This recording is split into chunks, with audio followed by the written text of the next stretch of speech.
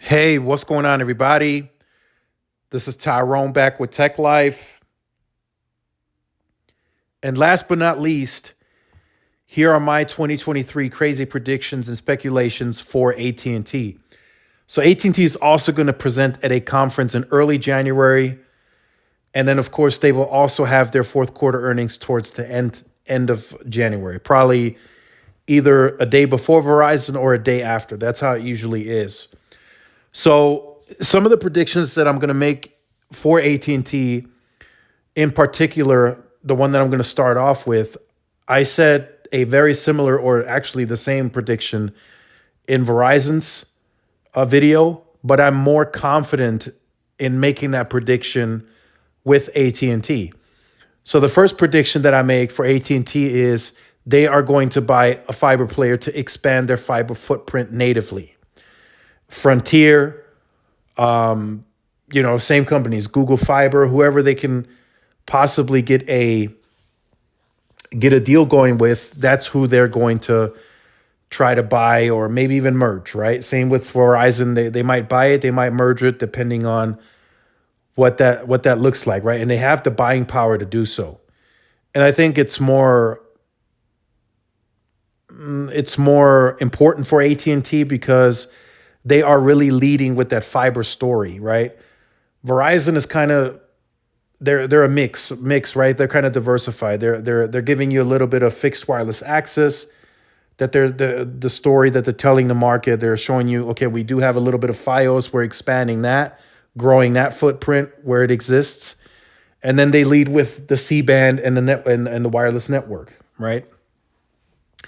AT&T not doing fixed wireless access. Also, that will be a prediction later in the video. Right now, they're not doing that. They're behind on the network and the C band build, so they're not really pushing that story. So they're really emphasizing that fiber story, and I think it's going to be very helpful to them and that story if they buy another fiber player to severely expand that footprint outside of the 21 states that they exist in, or the 21 ILEC footprints, so they call it. So that's the first prediction. Second prediction, I think AT&T reverses course. I think they get more serious about fixed wireless access. I truly think that happens. And the reason I say that is because there's a lot of internal talks, right? And even when I say internal talks, that's also speculation, of course, because I don't have any concrete proof. But the internal talks that I'm hearing, a lot of executives on the leadership team are kind of concerned in voicing their opinion about all this capacity that they're not able to monetize, right? As you see C-band DoD scale, as you see that eventually aggregate, and then of course more device support, you're going to start seeing more and more people post speed tests with AT&T 4, 5, 6, 700 megabits a second. And in some cases, AT&T's speed averages are probably going to be through the roof because they're not monetizing it right now. They have the least amount of MVNO partnerships. The Dish MVNO partnership that they have, they split that with T-Mobile, so all of that usage is not on their network. They don't do any fixed wireless access anywhere near the suburban urban metro core. They do some in ruralish America, right? Remote areas. They have about, from what I researched, they have about 500,000 or so customers, and that footprint and that scale is likely expanding there. But I think they reverse course. That's a prediction. If they don't do it in 23, they might do it in 24, but they reverse course, they pivot, and they kind of look at it a bit differently because Verizon and T-Mobile clearly are confident that they can run this fixed wireless access model at least to what they're guiding, right? Verizon 4 to 5 million customers by 25, T-Mobile 7 to 8 million by 2025. If AT&T comes on and they say, we're going to do it, but based on our spectrum position, we're only comfortable 1 to 2 million, and that's fine. That's new monetization, that's new profit coming in.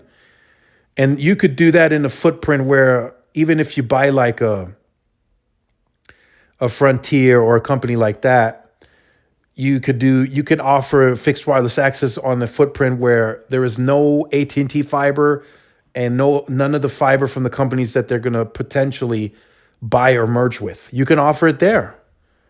You can intelligently look at the numbers and you can say, look, this neighborhood right here, we're on fire. We're doing 900 megabits a second during peak hours. You know, sell the fallow capacity there. Just be like, okay, we're going to open up 15 slots. Boom.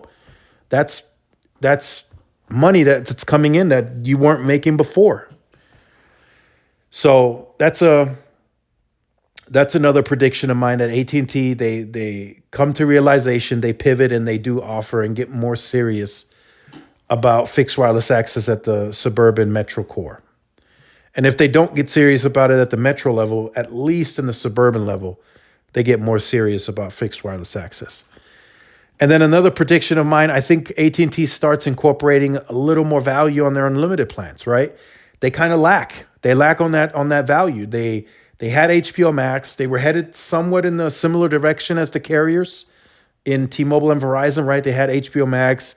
They started adding in some subscriptions for 6 months here and there, some gaming stuff, some Spotify stuff, but then they took it away, right? If you go into an AT&T store today and you get the new AT&T premium plan, you will not get HBO Max. Although they said publicly they would bring it back. They have not yet brought it back. So as it stands right now, AT&T offers no value to any of their plans in terms of, subscription add-ons, streaming, stuff like that. They do offer international roaming, 19 countries. They offer, unlimited roaming in Mexico and Canada. So that's pretty good, right? That's some good value for those customers that it matters to. But they don't offer anything exciting like, Disney Plus bundle or what T-Mobile's doing, Apple TV, Netflix. AT&T doesn't offer any of that. So I predict 2023, AT&T is going to start getting going on that. They're going to start, at least on the higher end plan, they're going to start incorporating some more value for its customers and for new customers coming in, which kind of makes you scratch your head. If you look at the recent quarter, AT&T added what they added, right? So I don't remember off the top, 700 plus thousand without any value. They had no value that quarter. And even when they had HBO Max, they didn't really push that as a leading product in terms of value. They had it on the plan, but they didn't push it in the marketing. And they were still growing, right? So I just wanted to throw that out there to kind of give you something to think about in terms of, do the carriers really need all this value on the plans to grow? And then a last prediction, right? Crazy prediction. I think AT&T gets to 250 million C-band pops covered with C-band by the end of 2023. I truly believe that. I think the reason I do predict that, now again, that's not publicly known. I'm speculating here. The reason I speculate that is because they guided 75 million. They absolutely crushed that goal. I mean, that is the worst underperform and over deliver I've ever seen. If companies usually say, oh, we'll hit 160 million covered by the end of year, and they come in at 175, 180, right? That's a good under promise, over deliver. You don't under promise and over deliver by almost double, right? They said they would hit by end of this year 75. Then they hit 100 by the beginning of the third quarter, or by the end of third quarter. They hit 100 million, which is what I was expecting by the end of the year with that 75 million target. And then when they updated to 100, they said they would hit 130 by the end of the year, which they're likely going to crush that too. They might be at 140, 145, maybe 150. They're moving at a really quick pace. That we know for a fact, right? They're putting up C-band panel, DoD on some sites. On some sites, it's only C-band, but they're moving, right? They got the stock in order. Now they got the moving parts together. The money was always there. So they pushed it. And, they might signal end of Q1, 200 million covered, 230, 250 end of 2023. It's possible, right? But again, I'm speculating that happens. 250, great. I wish they were more serious about densification, like severely densifying, right? Even in some of the markets where people say that AT&T has density, and I've been to it, and it's like it's denser than what I'm used to, but it's not like having a site every mile like Verizon does in my market, or like T-Mobile has a site every mile and a half. In some cases, at least the macro footprint, AT&T wasn't close to that dense, even in Dallas when I was there.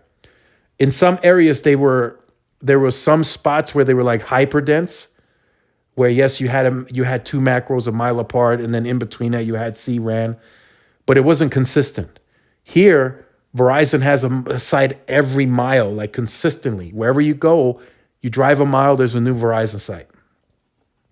I didn't even see that in Dallas, and I of course, I'm speaking anecdotally. I visited Arlington, downtown, a couple other spots, driving on some interstates, highways along the way, and I felt like I saw an AT&T site maybe every 2 miles, 2.5 miles, which is not bad, but it's not as dense as some of the other carriers that are out there. So those are my predictions for AT&T in 2023. I think those are pretty spot on. Again, just predicting. Don't know if they're going to happen. We'll see. But let me know yours in the comment section down below. Make sure you guys like, share, subscribe to the channel. Follow my social media outlets. This is Tyrone with Tech Life. See y'all in the next one. Peace.